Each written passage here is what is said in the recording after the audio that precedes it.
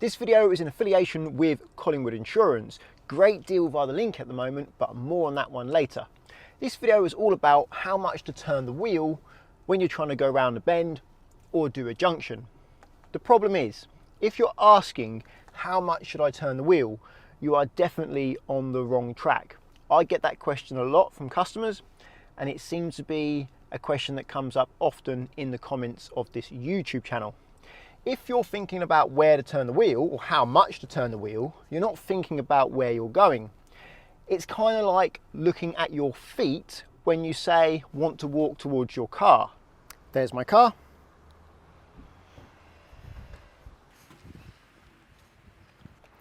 Aha. Right.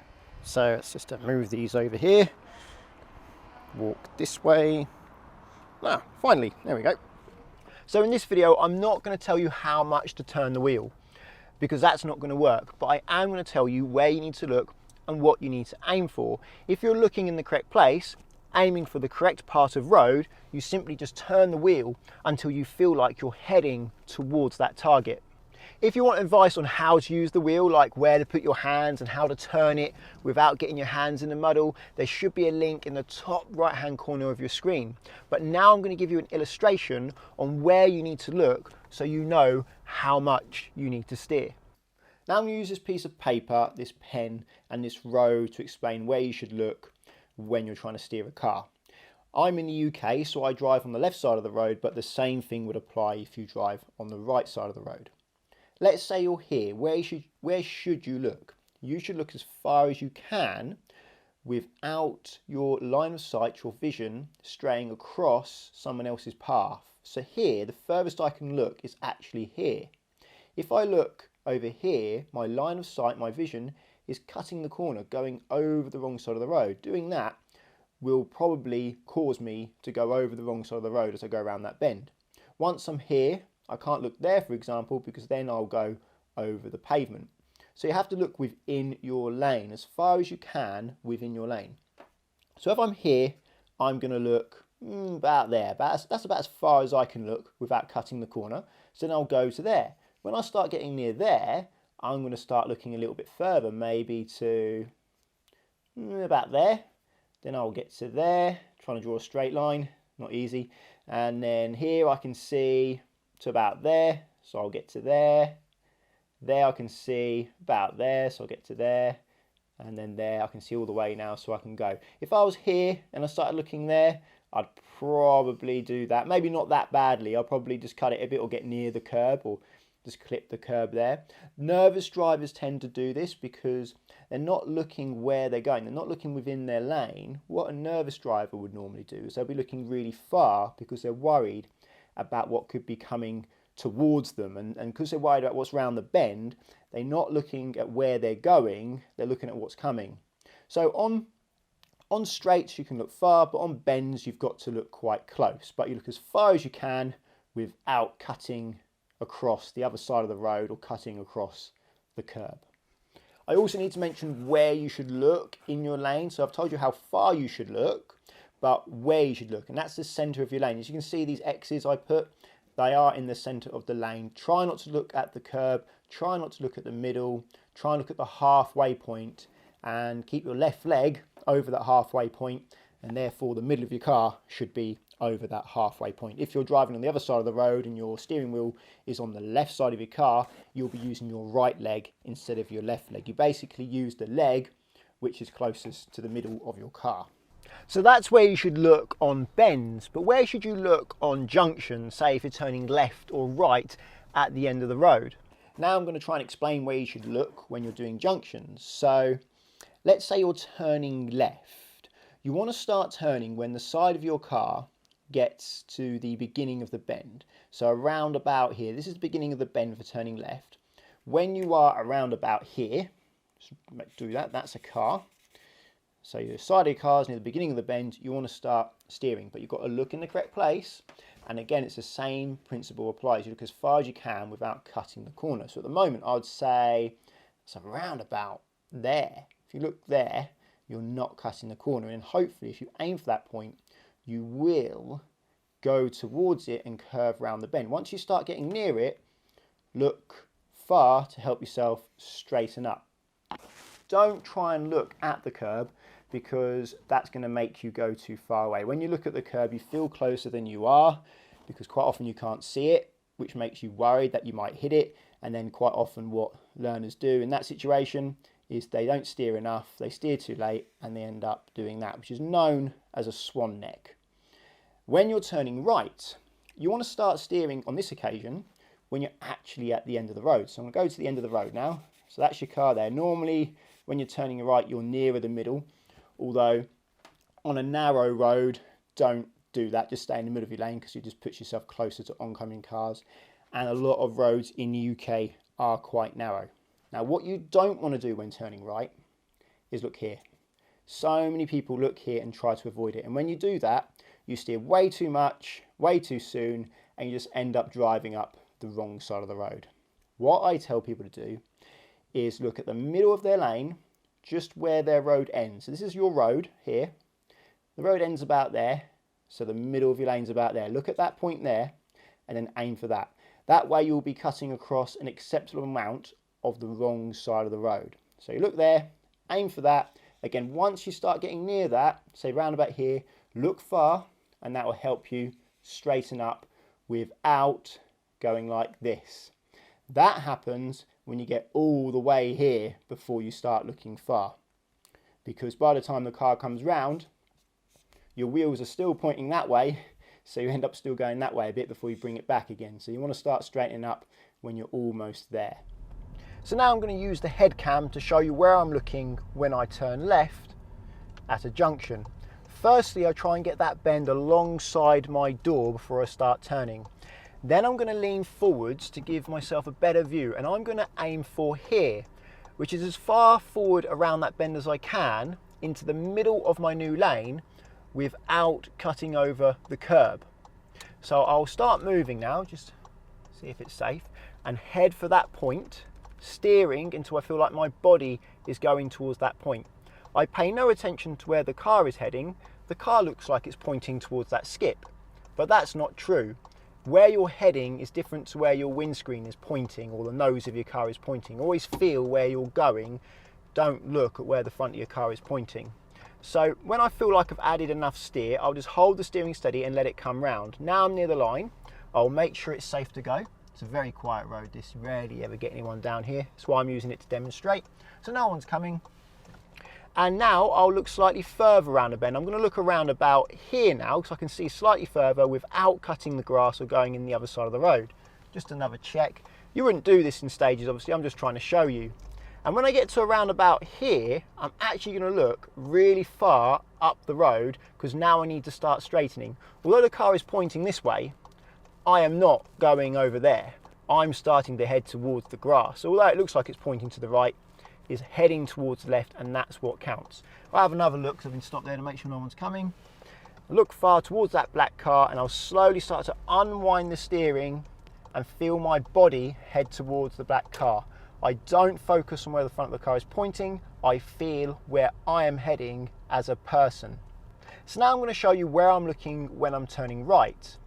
I'm going to get all the way to the end of the road before I turn. I'm going to make sure it's safe to go, and I'm going to look here. That's where I'm going to look, middle of my lane, just after my junction that I'm pulling out of. And I'm going to start turning the wheel until it feels like I'm heading towards that point. When I feel like my body is heading towards that point, I will stop turning the wheel and I'll hold it steady until I need to unwind it. So I'm going to make sure it's safe, no one's coming. So I'm going to look at that point and I'll start moving and start turning the wheel. Right, I feel like I'm heading towards that point about now. The front of the car is still pointing that way. Don't make the mistake of keep steering until the front of the car is pointing this way, because where the front of the car is pointing, again, is irrelevant. Feel where you're heading as a person. Just make sure it's safe, because I am stopped across this here. And now I'll keep looking at that point, and now I'm going to start unwinding the wheel so I still go towards that point. Now I'm going to look really far up towards where that black BMW is parked. Maybe slightly left of it, because that's the middle of my lane. And I'm going to start unwinding the wheel until it feels like I'm heading towards that point, the middle of my lane, near that BMW. Now you may have noticed that this A-pillar here was blocking my vision slightly, and that's a problem when you're turning right, because this A-pillar is closer to you. It gets in your way more than the A-pillar on the left when you're turning left. So you just have to move your head like this around this to keep your eye on where you're trying to go. It's called the A-pillar because it's a pillar that holds up the roof. This is the A-pillar. The seatbelt one is the B-pillar. C-pillar is the next one, and if there's another one, it's the D-pillar, etc. Also, I pointed out that the front of the car is still facing forward when I've actually finished steering. That's probably the most common error new drivers make when they go to turn right.